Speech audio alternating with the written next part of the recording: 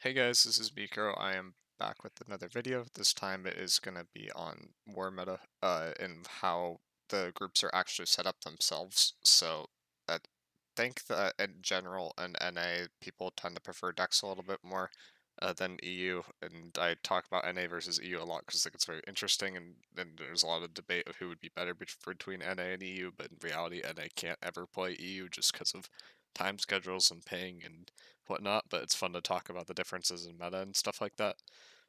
But this is like kind of a common setup that you would see in NA. In wars, usually there are two deady point groups. Sometimes there's one, sometimes there's three. It depends on the army. And you have one to two dex groups. Sometimes it's also three. It depends on the army. But usually, if you have three dex groups, you only have like one deady point group. It's just kind of a preference. And then at that point, your deady point group is built to be more tanky, and your dex groups have to do more to carry the war. And then the rest of the groups are filled with balls, and balls are pretty generic in NA. You just slap a lot of IGVGs, a few IGBBs in them, and then two Great X Warhammers. You don't really add more Great X Warhammers because they're very heal dependent, and people run a lot of IGVGs, mostly because Great X Warhammers struggle to communicate for the most part in NA, so it's hard for IGVGs to follow them, which means you have to slot more IGVGs who are more aware of the Great X Warhammers in order for your Great X Warhammers to get value. So it's kind of like a band-aid solution I think has been slapped on because most bruisers do not communicate well. By communicate well, I mean you IGVGs need to know when you're going to go for your main combo, which is like grab into shockwave into maelstrom.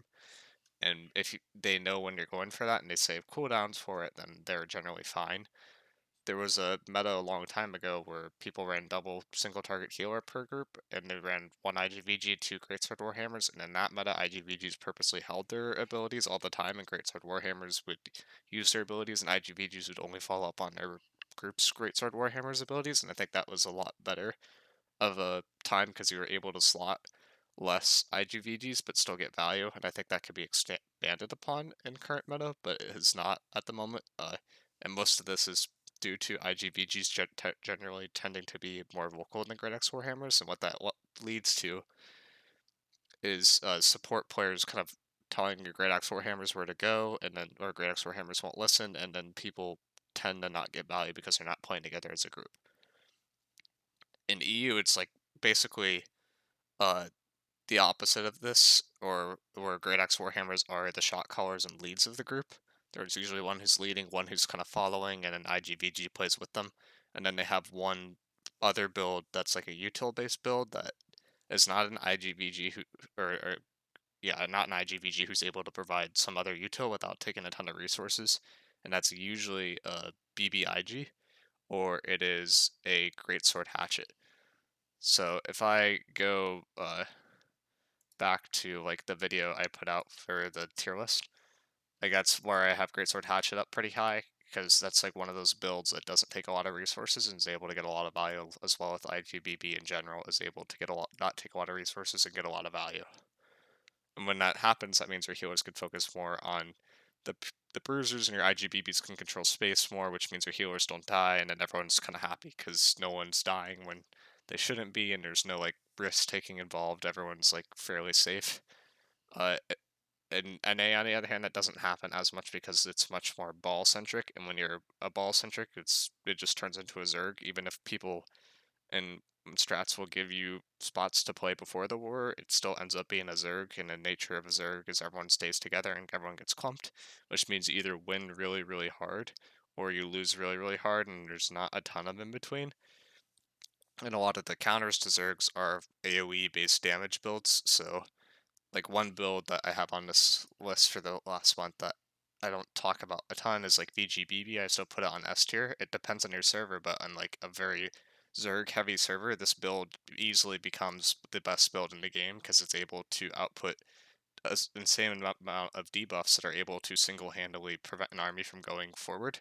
And it's also the reason why Bile is moving up on this list, in my opinion, is partially because of the Stormform stuff, but also partially if people ball up, Bile just becomes more effective. And where Vines of Detonate would be effective, Bile is just like kind of permanent damage over time. And I don't think people that are familiar with disease effects in New Worlds really see it, but Bile basically just turns fights on its own in a like 1v X situation, like Bile will carry versus a non-Bile team. So that's a little bit on that. But where that comes back to this is basically NA, more balls, more grouping up, because people play a ball group and they don't play spread out around the point. Uh, a system that is implemented a lot in other regions is a system called Quadrants. I have this labeled in here on my take of like what I think the meta should be and like how people should be playing it in NA. In a little bit of EU, I haven't seen exactly what EU runs, but I can kind of speculate, and I know they play a quadrant system.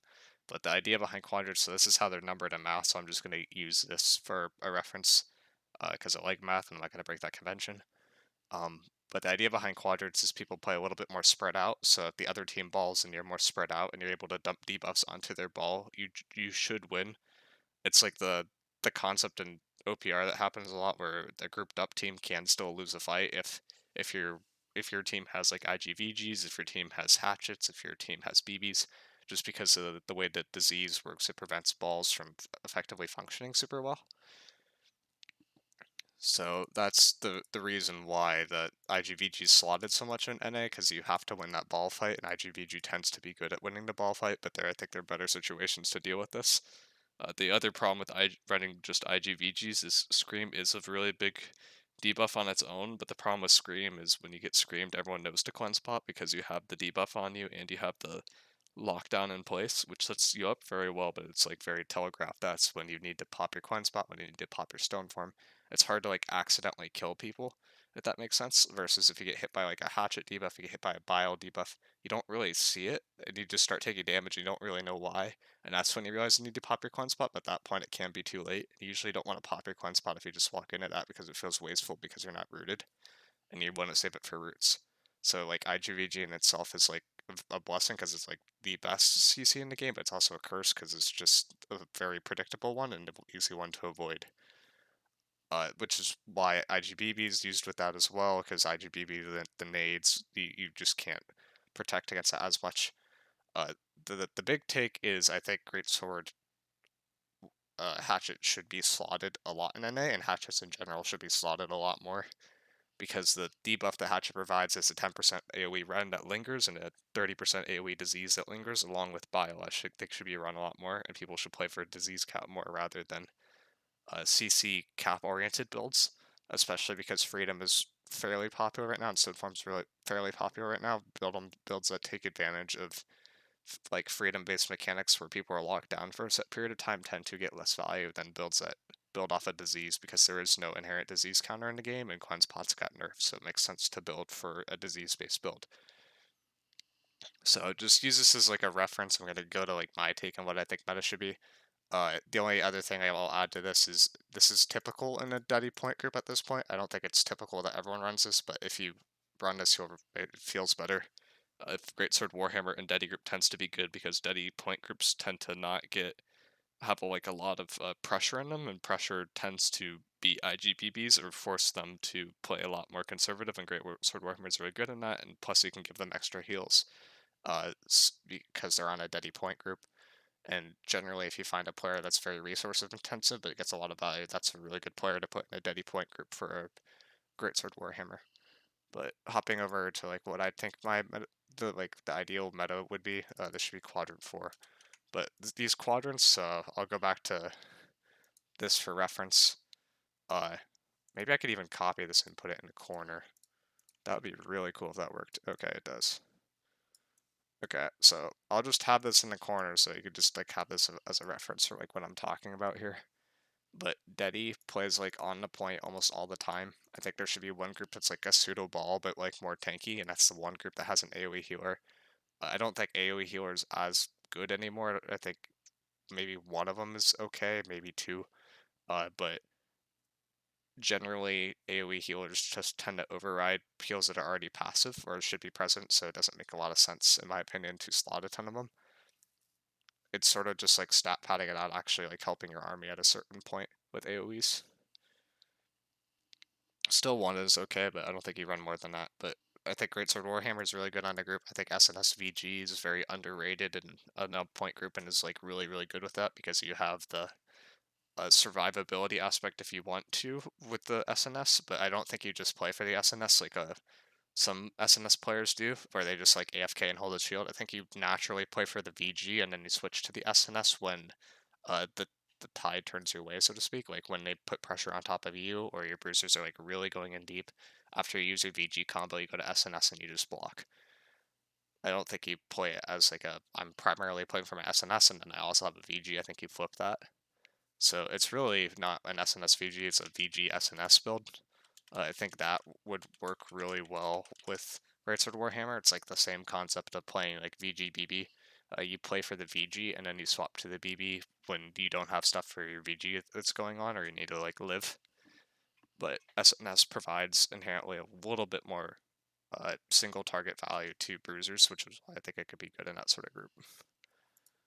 And the other group, I think a VGBB makes sense because people tend to clump up a lot, and VGBB takes advantage of that. If you're versus a less clump team, I don't think it makes sense to slot a VGBB. I think it's like more of a tech slot. And you always run this in heavy, and you run it generally with 300 con because you just want this player to live. You don't really care about the damage they output. It's sort of like SNS where you're just kind of playing for the passives. You're not actually playing for any damage.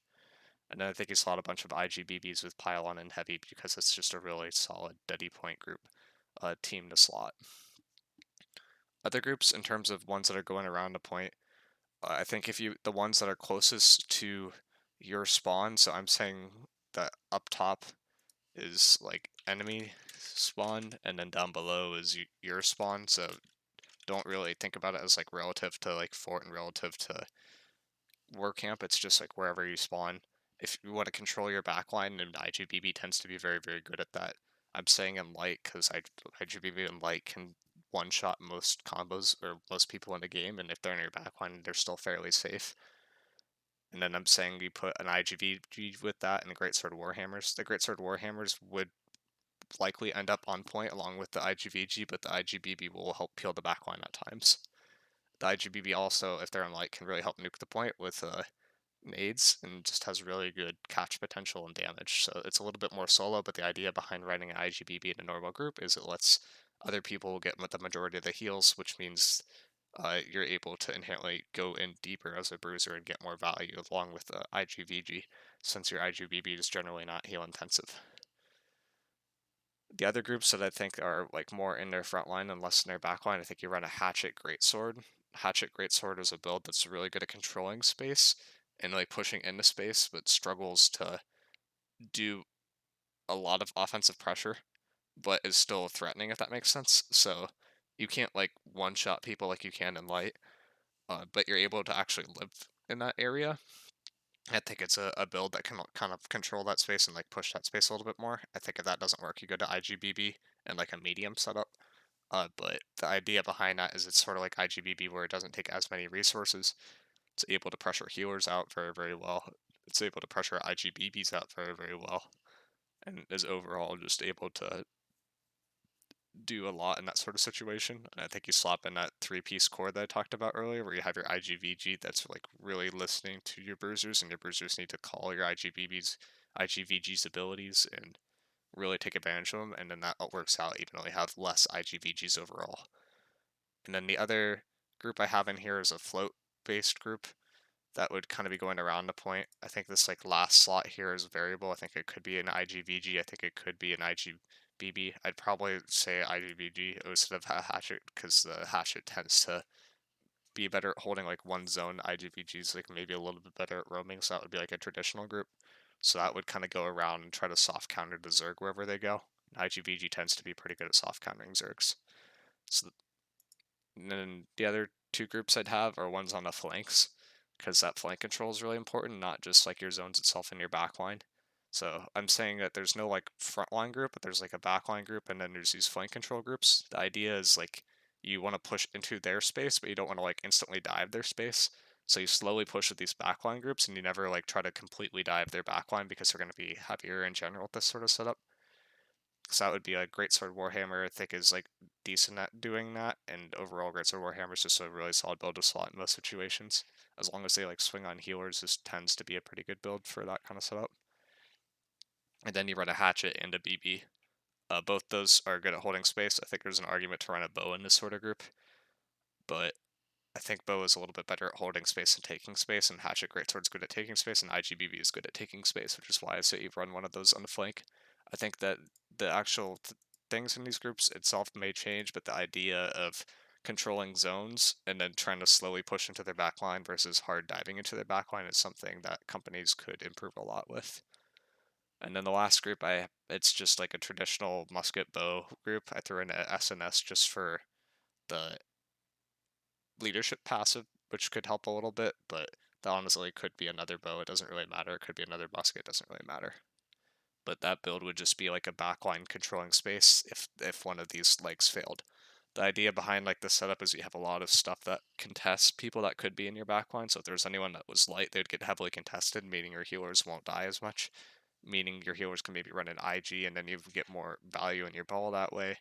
Uh, Maybe they don't run an IG, but they just don't die. Like, it doesn't matter as much. Hatchet's like another AoE disease debuff that can be thrown in. It's not really taking advantage of build at all in NA. It's completely absent and has a good amount of value. And then bows and that sort of nature tend to be a little bit overrun in NA. I'd say like these Greatsword Warhammer groups could be like another like lighter melee group if you really wanted to, and they don't have to be a Greatsword Warhammer if you don't have those slots. But the base idea is like you are try to control your zone, and then you have people that are just like generally like on point. These zone control builds are like very close to point on the edge or are on point depending on the call, and then other groups are just trying to control the space around point. And that space control will help your healers cast, and it'll make it so that their healers on the other team can't cast as freely. And if you have healer advantage, you'll win a war. And if their healers are busy fighting off someone else and everyone's on 50% disease cap and they can't really pop enough cleanse pots to save themselves and they try to run off point, but then there's people there, they're not going to be able to survive on point super well. So it's basically a comp that if you will win with time, but you won't win right away, which is different from the NA take right now, which is you need to win very, very fast and it is very, very hard. And I think the Zerg style works really well on the outside points, but doesn't work as well in Fort. In Fort, things are a lot slower, which is where I think a setup like this could make more sense. Where you're playing for specific zone controls in Fort, and you're trying to disease people out of gates, if you will, and use a little bit more pressure. But the main thing that can make this sort of change happen is if Greatsword Warhammer players like kind of comp their ability, so IGVG could actually follow up on them and take that space more effectively.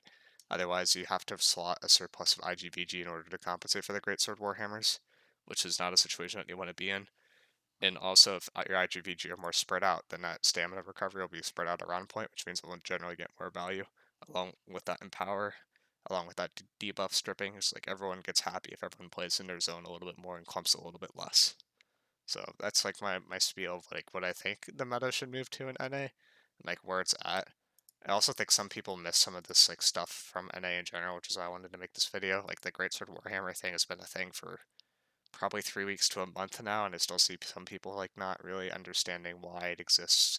And then they'll go into a war and they'll not slot that, and then they'll get farmed on B gate, and then they'll try to figure out what's going on and send too many people to B gate and just lose off of that alone. So that's basically just slotted as a way to put pressure on IGBBs, because otherwise IGBBs take advantage of people. And AoE healers aren't as slotted anymore because the healing that they do doesn't matter as much. Even though they get big numbers, it tends to not save people.